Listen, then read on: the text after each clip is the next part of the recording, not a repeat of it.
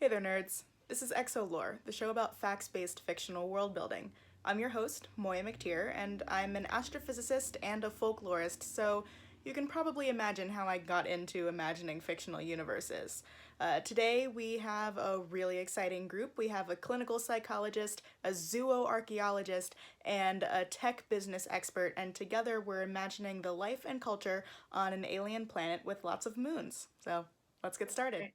Well, the first thing we're going to do is introduce ourselves. So, Ian, do you want to tell us a little bit about yourself? Yeah, sure. My name's Lawrence, but everyone calls me Ian, so please, everyone, just call me Ian. So I'm a clinical assistant professor over at NYU. I'm sort of a jack of all trades, master of only a couple. I teach classes over there on clinical psychology and abnormal psychology, as well as evolutionary psychology, and I teach intro as well. I do research on facial expression and emotion, and I take a strong evolutionary perspective on that. And then I'm clinically trained, so I've got a small private practice. Depending upon what the people that I'm working with are dealing with, I'll do a combination of Rogerian or cognitive behavioral or dialectical behavior therapy, and I focus specifically on people with personality disorders as well as mood disorders. Yeah. So this call is actually just a surprise therapy session for all of us. Great. Evan, you want to go next? Sure. My name's Evin Grody. I am a zooarchaeologist. That means I work on animal bones from archaeological sites. My work largely takes place in Southern Africa. So I'm looking at human-animal relationships down there. So I look at everything from kind of animals that were in the environment to reconstruct climates to what we were eating every day, all day, because food is the most important. But also technologies, because a lot of technologies are involved in kind of human-animal relationships or come from human-animal relationships to interact with kind of other spheres of human life. So I look at butchery, I look at metalwork, I look at stone tools, I look at all of the different ways that kind of human, animals, technology, environment tie together. And so my kind of extensive sci-fi background is surprisingly useful in working in kind of distant places and times on this planet as well. Yeah. That's so cool. Back when Exolore was a live show in New York City, I reached out to Evan asking if you would be a guest on the show, and you were like, "I can't. I'm in Zambia." And I was like, "Oh, okay." Yeah. So I just got yanked back from Zambia by Colombia. I guess about 3 weeks ago now. So yeah, I'm suddenly back in a different space and time again. Yeah. Well, welcome home. Lev, do you want to tell us a bit about you? Sure. So I started out as an undergrad anthropology and political philosophy major, but I took the path of going into technology from the business standpoint.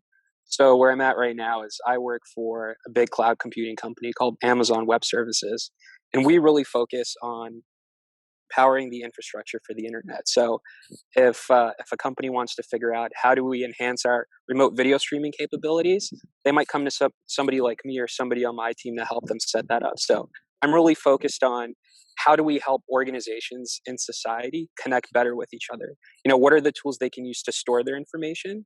And how can we build them better tools to also help them visualize and analyze that information? So hopefully that's a perspective I can offer today. Yeah. You'll definitely have some cool things to say. Thanks. So in each show, we focus on a different alien planet, and that planet, you can imagine it exactly like Earth, except for one key difference every time. Today, our planet is exactly like Earth, so it's the same size, it orbits the same type of sun, but the difference is that instead of having one moon, it has many moons. And if you are a fan of sci-fi and fantasy, then you probably have heard of N.K. Jemisin's Broken Earth trilogy. And I'm not going to spoil it for you, but moons are... It's so good. It's very good. It's so good. It's so well written. The world building is fantastic. But moons are pretty important in that series. That's all I'm going to say.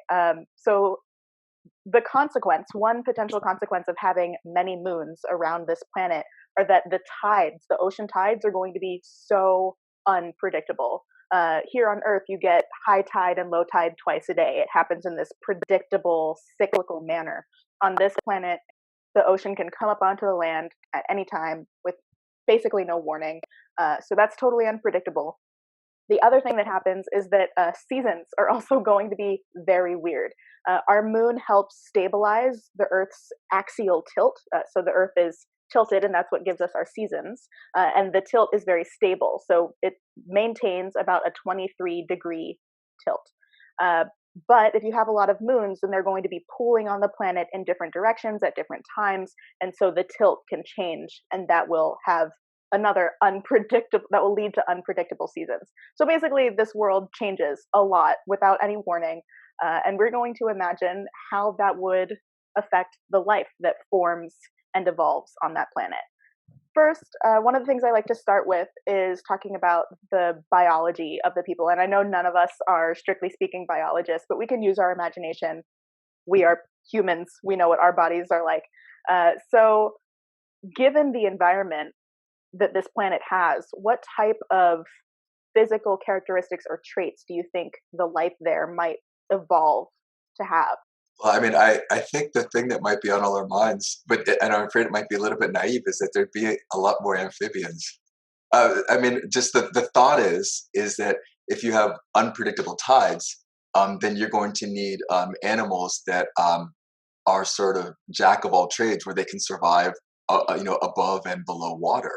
And then maybe there'll just be a more sort of biodiversity of amphibians, and of course there'll still be some underwater sea creatures and some above water sea creatures, but maybe there'll be more amphibians. It's just the first thought that I had in my mind. That. And yeah, and then all the other things that come with that, like light and fins and things like that, all the sort of tributaries of that idea. That was my first thought. Yeah, we can totally imagine a race of frog people gaining power on this planet and roll from there. That's usually how these things go.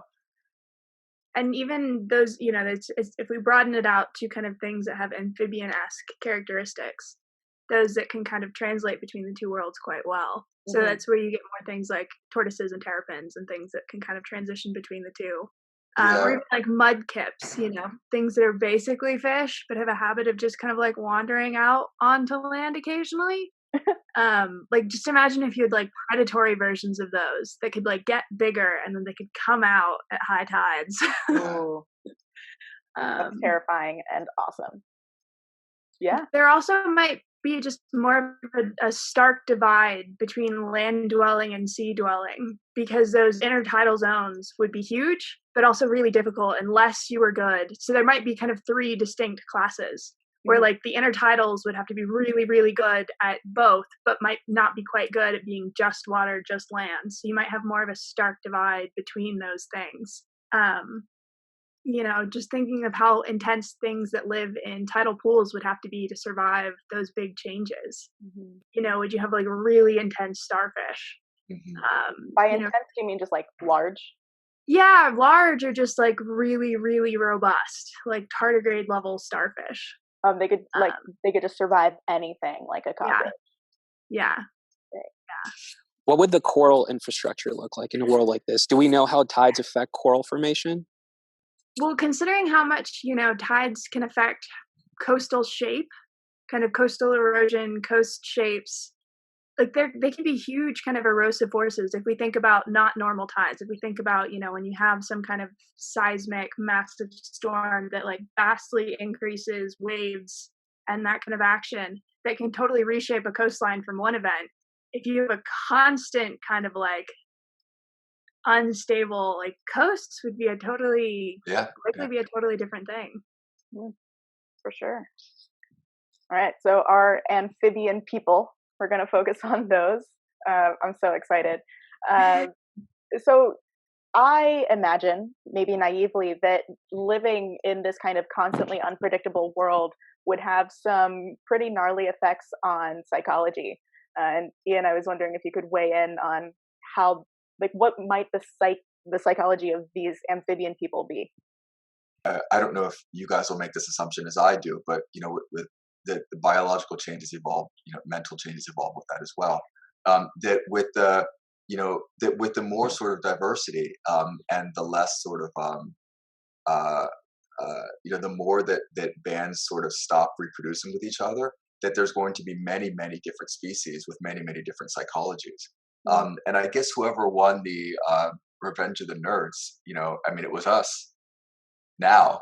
But in this counterfactual, who knows what it might have been, or if it might have been, several different things. And if there's increased diversity, then I guess that would mean that there would be increased likelihood that you'd have several different intelligent species. But then again, there's the problem of once you have the first one, it's tough for the second one. Yeah. Because they're evolving in totally separated places. Yeah. If we're trying to pick out like the dominant species on the planet, is there a mindset that would lead you to just like knocking out everyone else, or being more like surviving better? So I think whichever organism most quickly adapted to the land would have that niche to themselves, for at least for a little bit. And so you might find that the higher people in the sort of chain, might be those land-dwelling species. So that might be a factor as well. Okay.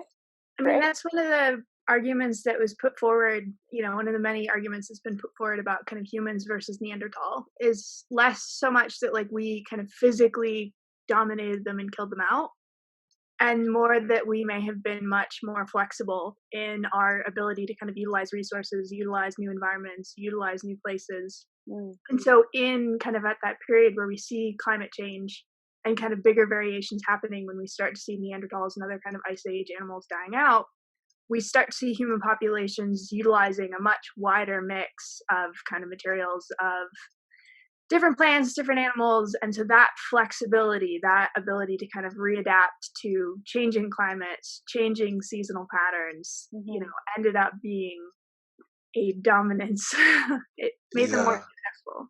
There's also, another thought that I had is that like we're all sort of adapted to like to the location that I've got dark skin because my most recent ancestors were in Africa. So just to regulate the vitamin D that I had, that they had. But if the seasons were changing so rapidly, I don't know that you would have.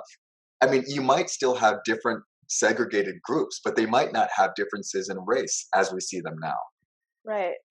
One thing that I think might be very common on this planet is migration, and so I'm imagining a lot of very nomadic groups, and maybe it's hard to develop agriculture in this world in the way that we know it. So if we had really close relationships with amphibian type, whether they're people or whether they're animals or both, so it could facilitate mobility, because our levels of mobility depend on either technology or our relationship with things like horses, camels, elephants. Are you picturing like a public transit system based on riding whales across the ocean? Okay. Or giant frogs. I'm not picky. Or maybe we've domesticated the predatory mudkips that are dog size and they can pull amphibious sleds, and so can get us between places. I don't know.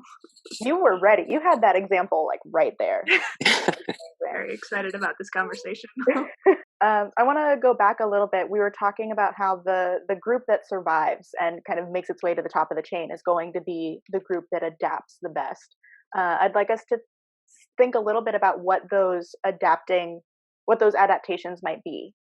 I think going back to the resource discussion, like we as humans, we found ways to insulate ourselves against things that we don't naturally survive in, or like diving deep into the water or going into outer space.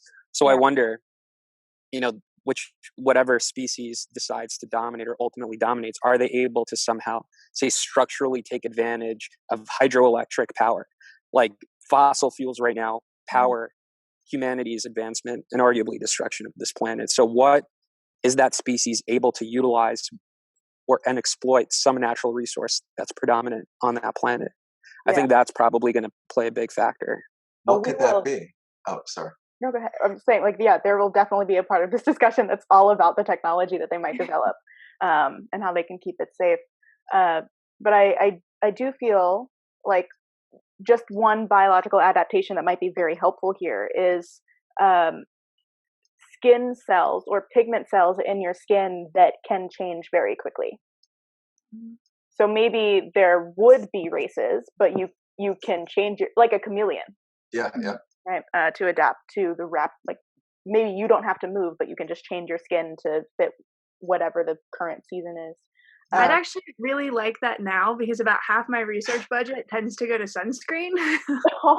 So like if we could just do that now, that'd be amazing. Yeah. That's so much sunscreen. A lot of sunscreen. But yeah, go ahead, Ian. But just one thought. I'm sorry, having a lot of thoughts, but the thing about evolution is it's so much more creative than at least than I am, because with that sort of the non-random selection of randomness, like you can come up with these crazy sort of adaptations and solutions to these problems that, like, it'd be so interesting to see like what we're talking about, like what would actually happen that we can't even fathom. Yeah, we can make up anything, and that's one of what I think is one of the most fun parts of this exercise. We know that evolution will lead to some crazy things, and so we can make up whatever we want. And it's probably not unrealistic. Thinking about resources and things to exploit, if we have a bunch of moons, and presumably they don't all rise and set at the same time, well, that is going to change light during the day as well.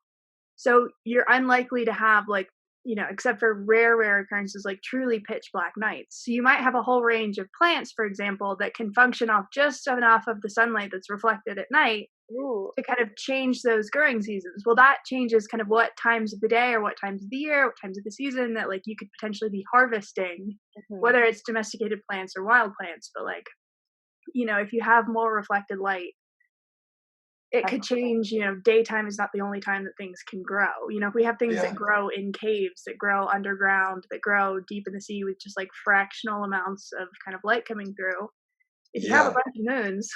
Any annual or diurnal pattern would be kind of thrown into whack. Yeah, absolutely.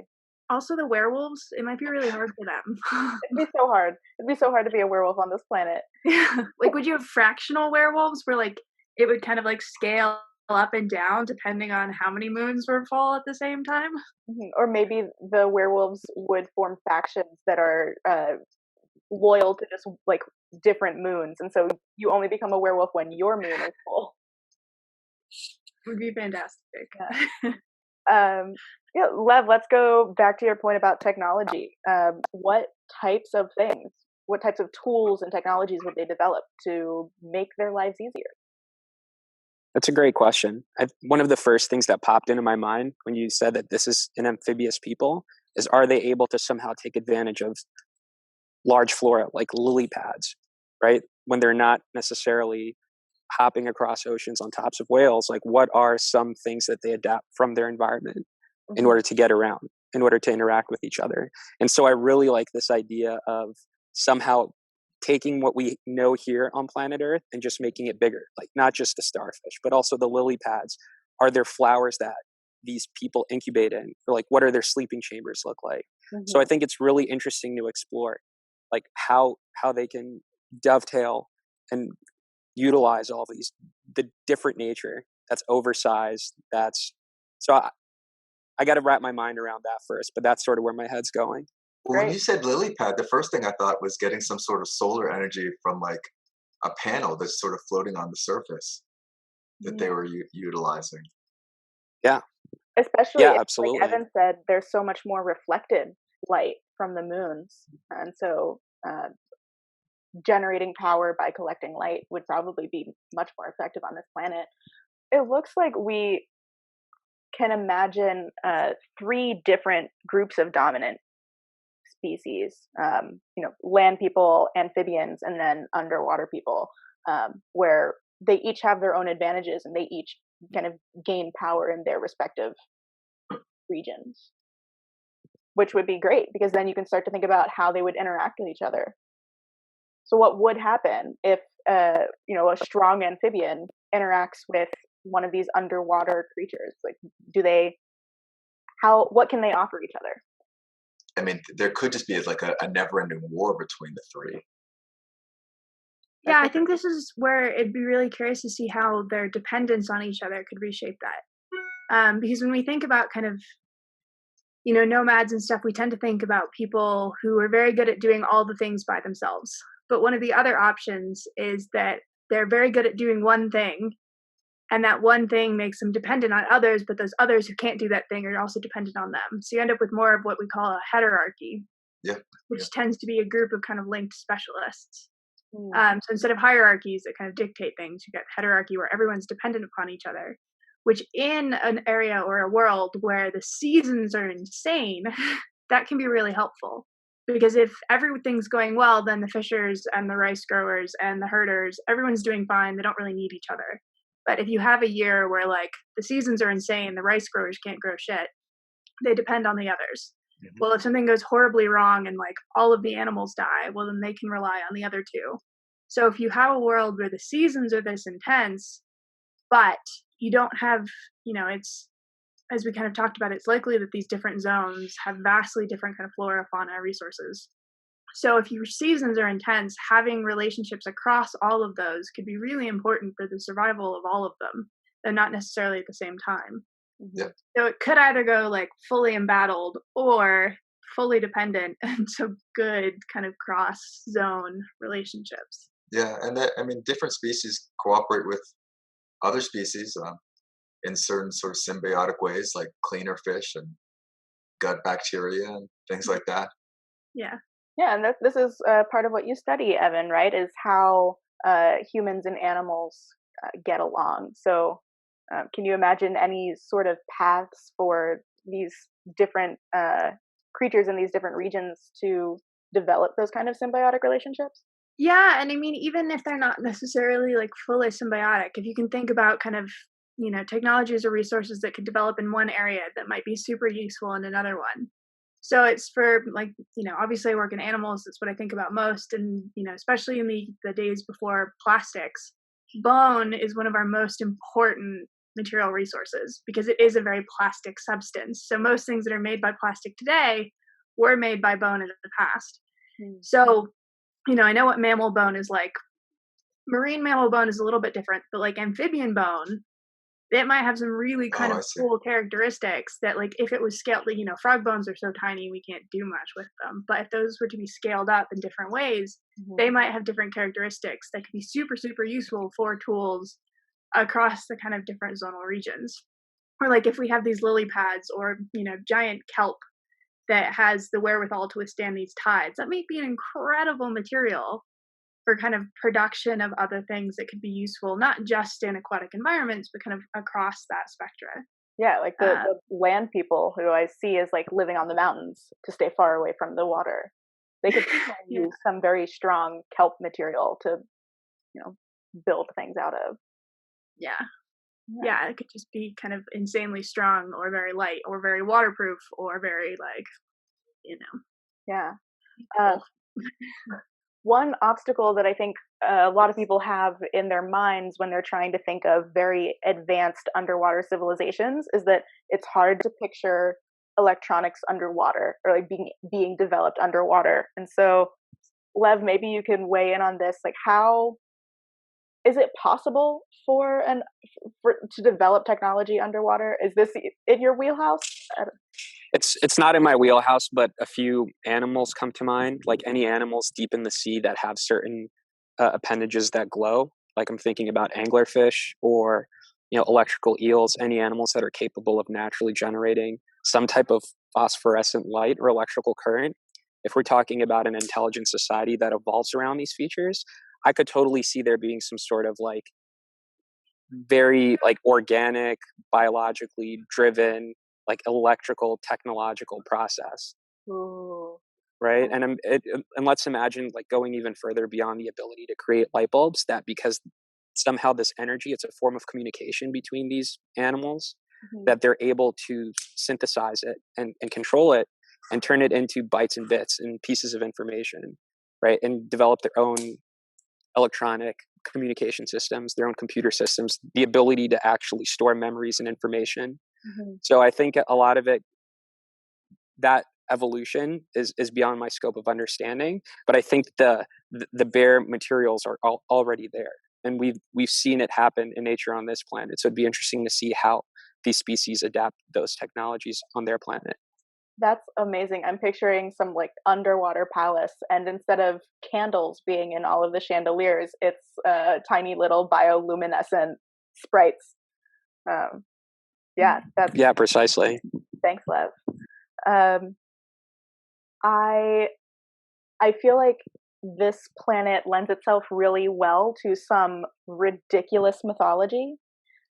So one of the things that people around the world do is come up with stories to explain the world around them. And if you live in a world that's constantly changing, you're going to want to come up with a reason why. So can anyone think of a story or a myth, a reason for why, at least like early kind of ancient people on this planet, like how would they explain what's happening to them? Don't the typical explanations involve like some intelligent like anima, like some sort of like something that set things in motion? I mean, I'm asking as a question, but I think that's the case. A lot of them do, yeah, or some very powerful god-like creature. Yeah. Yeah. So maybe there's usually some drama involved in it as well. So maybe like Absolutely. Like someone pissed someone else yeah. off and they slept with their wife, and then they slept with their other wife, and then their wives slept together, and then someone lost various appendages, and then there was life, and then there was life. To go the Egyptian route. Yeah. And of course, And but then there would be different myths around the world.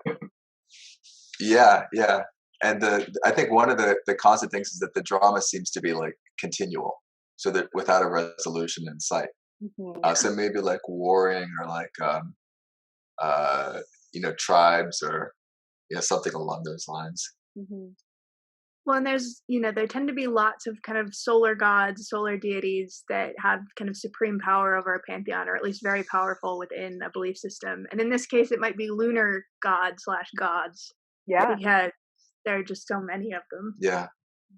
And maybe they're fighting. Maybe the lunar gods and the sun god are fighting against each other, and the oceans and the changing weather are all consequences of the battle between these powerful beings. Yeah, I think that's probably what would happen, because anything that we can't predict, it's usually some other entity that's controlling it. Yeah. Yeah, I Or don't even things that we can't predict. Yeah. Definitely. Do you think they might try and do things to either keep themselves safe or try and make it stop? Like I'm thinking like rituals that they might do. Yeah. Sacrifices. Yeah. The classic go-to for the human species. Pretty much. Unfortunately.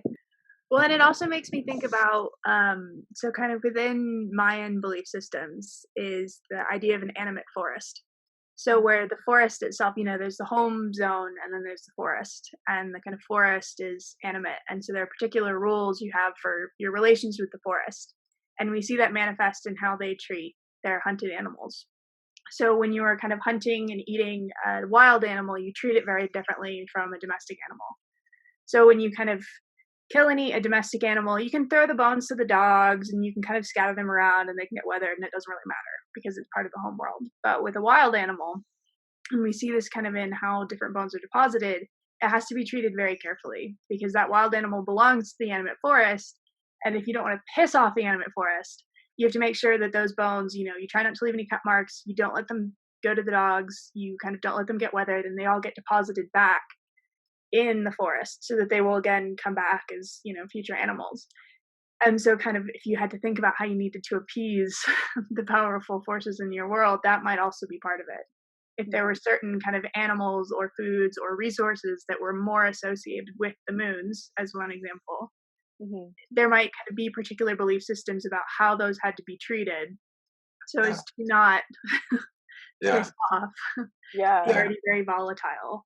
Or I can easily see how people living on the land and the amphibians could think that the ocean, being as unpredictable as it is, has a mind of its own. And so it's like a living ocean, and that takes the place of the animate forest.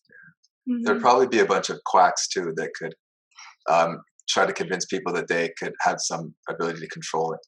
Yeah, there'd be a whole like charlatan, underground market for things that don't work, but they're totally claiming that they can change your life and keep your seasons stable for years. Yeah. Absolutely. I mean, you just have to look at all the lore for like sailors and kind of, rituals around ships and, even on our world with One Moon, that people would try and do to kind of protect themselves from the sea, because it is so, it provides so much, but also it's so dangerous at the same time. I could see sharks being very important, but that might just be because I really like sharks. Got it. You mentioned bones earlier, Evin, and I know you do archaeology in your work. Would that type of research be really difficult on this planet? Does the unpredictable environment lead to things being destroyed so much that maybe archaeology wouldn't exist as a field on this world? Yeah, I mean, it's, what preserves is really down to luck in a lot of times. So it comes down to, luck, but also like how people treat the remains.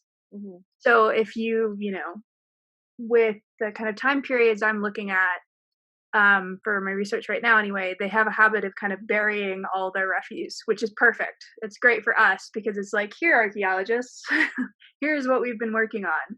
Mm-hmm. But if you have others where kind of they, so a great example is kind of, if you go back in time in Britain, way back, that the tradition there for burials is not to bury people, but it's what they call an excarnation. So it's kind of like sky burials, Tibetan sky burials. You leave the bones, you leave the people out so that they can be kind of returned to whomever. And so for those, we have very little evidence because it was intended to be reincorporated back into the world. So for these people, it would depend, if you're talking about people that are living in the oceans or under the oceans, if they're just kind of like letting their remains, their refuse go into the ocean, we're not going to get much. So things are preserved better buried on land than they are in underwater? It depends on kind of, because we do have some great underwater examples of like ships, for example, or kind of parts that have been covered back over, in the, when England and Europe were one land mass. Now that we're getting better at kind of underwater stuff, there's been really great survey work that's been done in the archaeology that's still under there. And you've got things like preserved posts and all kinds of stuff because water can preserve stuff. It really just kind of depends. Okay. So there could be archaeology. And, if you have a catastrophic event that kind of covers, if some massive tidal event destabilizes the land and so you get like a land mudslide over an entire village, like that's perfect for archaeology. Like that's a great snapshot of like everything that was there. It's a Pompeii event, essentially. So yeah, it would really depend. Some stuff would absolutely be gone and other stuff depends on how much people are trying to like keep hold of their stuff and bury it. I like squirrels. We like squirrels. Squirrels help us. Squirrels are great. Yeah. What about their art? It's an important part of every culture, is the art that you produce and leave behind. So this is a question for all of you. What type of art do you think they might produce on this planet? And be expansive, because we create so many different types of art here. I think there's a certain, impermanence, but also permanence to corals. I like the idea of thinking that somehow they learn how to harness the power of coral growth and also changing the colors of the corals. So I see even going back to the element of religion and maybe the idea of pilgrimages or gathering around certain icons or monuments that are self-created. I think that might become an important piece of art, the ability to grow coral in certain ways, maybe the ability to embed seashells in certain ways if they're able to really understand that technology that replenishes itself quickly, but also the fossils that we see on Earth today that tend to preserve, can they leverage those types of natural materials and turn it into art? Well, I love the idea of coral. I don't know if you guys are familiar with Terry Pratchett's Discworld, but in one of them, the Wizards University, they build a computer called Hex.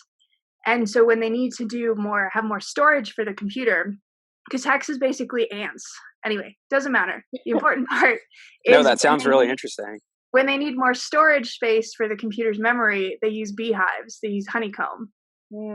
And so I love the idea of kind of it being coded into choral as well, where kind of the choral are part of, building this data storage structure, but just in the underwater version.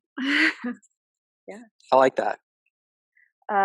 Ian, I know you do music things. Do you have thoughts about what type of music might be very popular on this world?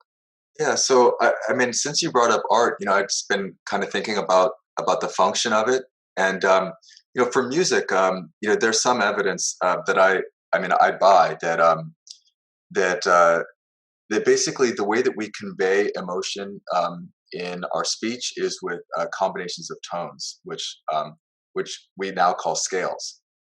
So the idea is that we have evolved adaptations to be able to encode our emotions in the various collections of pitches when we talk, and to decode them as well. And music is just sort of what they call supernormal sign stimulus.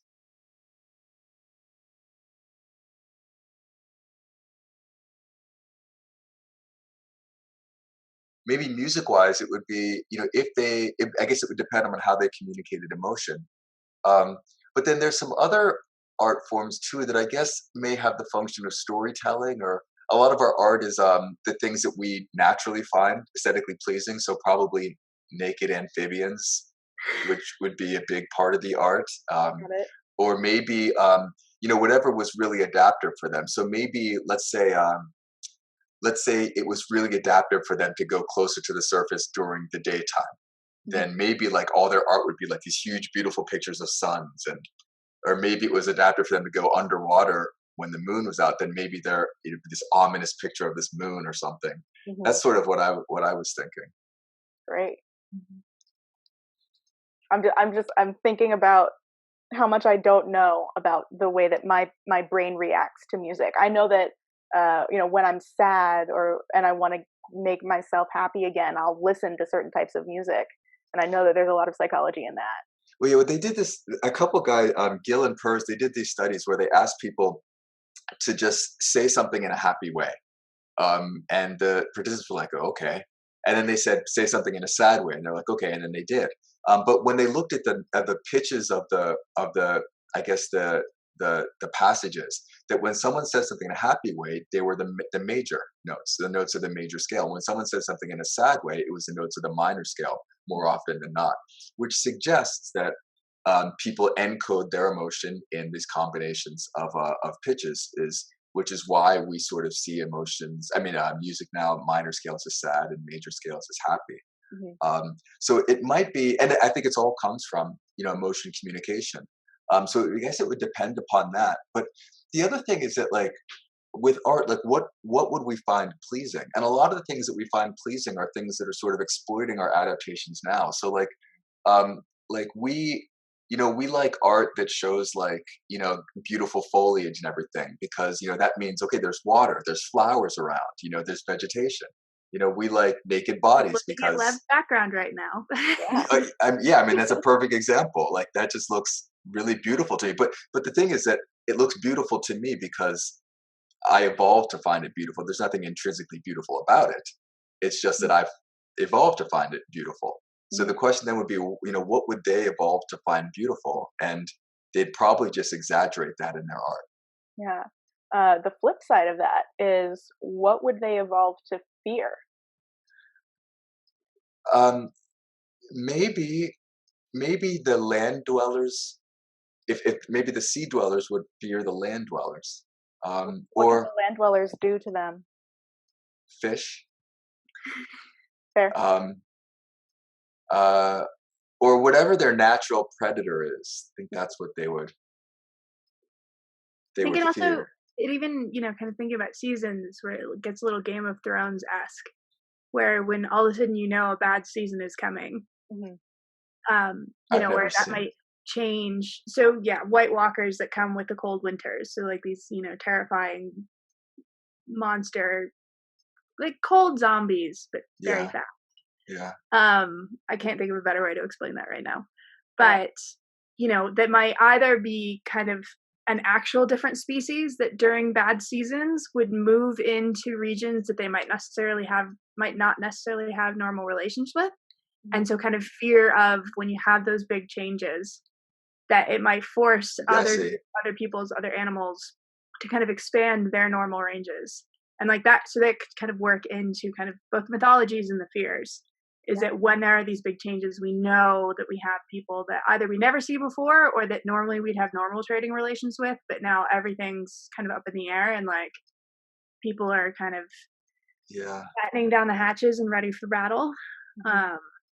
So kind of seasonal changes, you know, especially if they're not regular. So it's not like every year we have winter, summer, winter, summer, winter, summer. Instead, Game of Thrones style, we might have 100-year winter, a 50-year winter that totally changes how these things work. And also in NK Jemison with the seasons, where sometimes they're short, sometimes they're long, sometimes there's acid rain.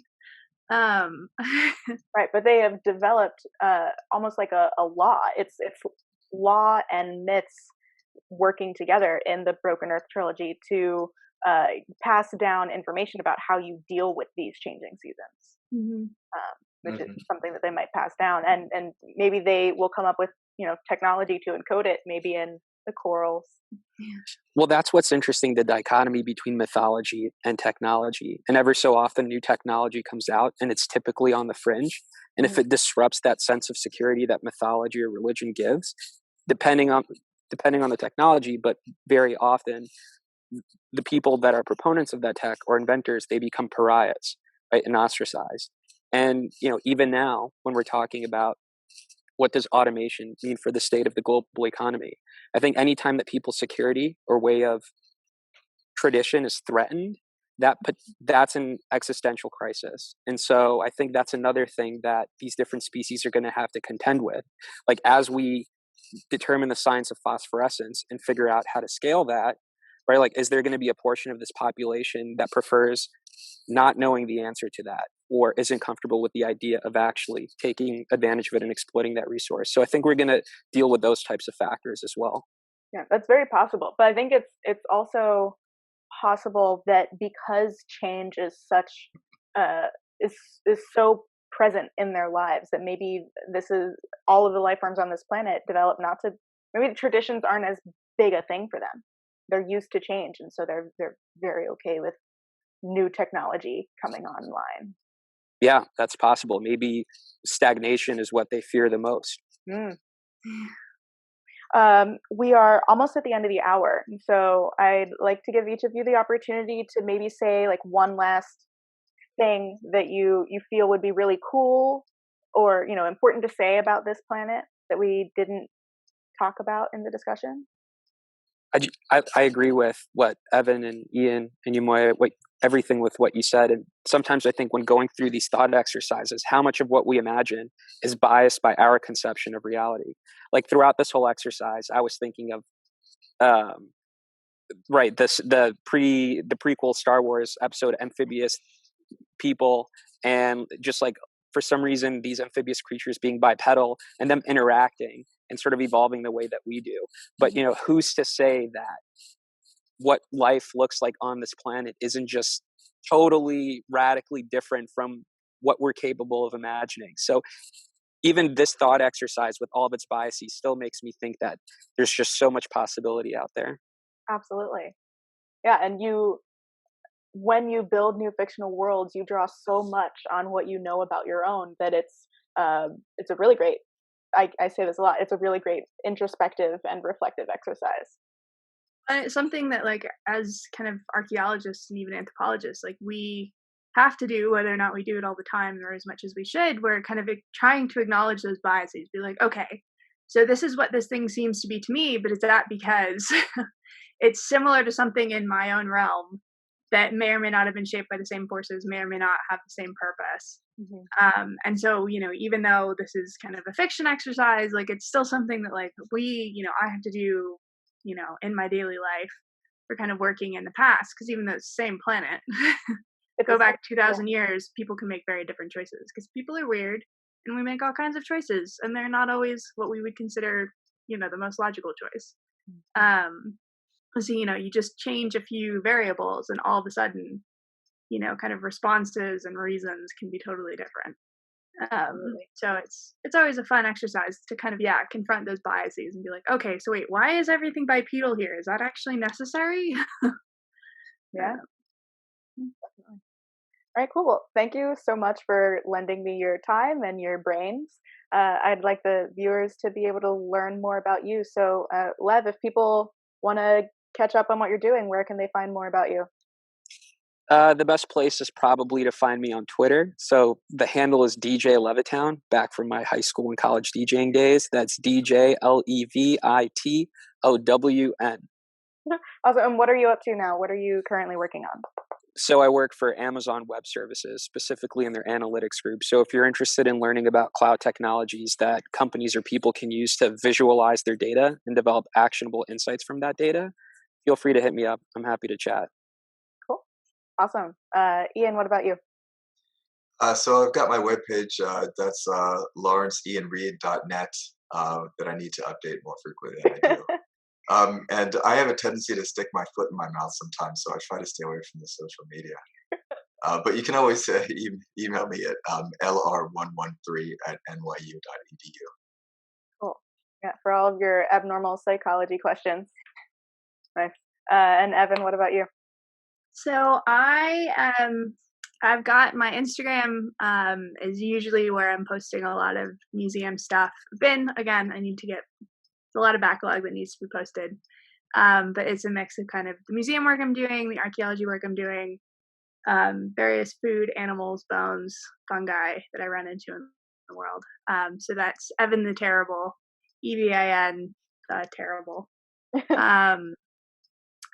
There may or may not be other things that are going to be set up, but they're not right now. So that, or you can email me at my Columbia address. So that's EFG2122 @Columbia. Yeah.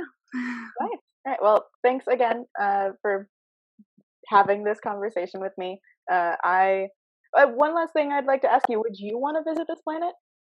Yes. I would be scared. Yeah. What if they're having a global pandemic right now? Right. Look, it can't be any worse than ours, right? Lev, what were we gonna say? Oh, I'd love to listen to some of the music that they develop on that planet, see what kind of emotions it evokes inside of me. I'm just picturing like they're so used to things not having regular intervals that maybe an album has like one song that's 15 seconds and then the next song is 20 minutes long. Like they just can't imagine how. Just a symphony of croaks. Right. Yeah, and if it was an underwater version or an above water version, because that would totally change things. Yeah, absolutely. All right. Well, I hope you continue to think about this world and inhabit it in whatever way you see fit. I would have a lot of fun writing a story about this. So if you feel inclined to create your own art, please do so. Yeah. Thanks so much again for being on. And that's Exolore. Thank you so much for watching the video. If you feel compelled to make your own art, then I'd love to see it. Share it with the hashtag Exolore, and I'll be sure to check it out. If you want to see more imaginary fictional worlds, then subscribe to the channel so you never miss a new video when it comes out. And I'll see you next time on another world.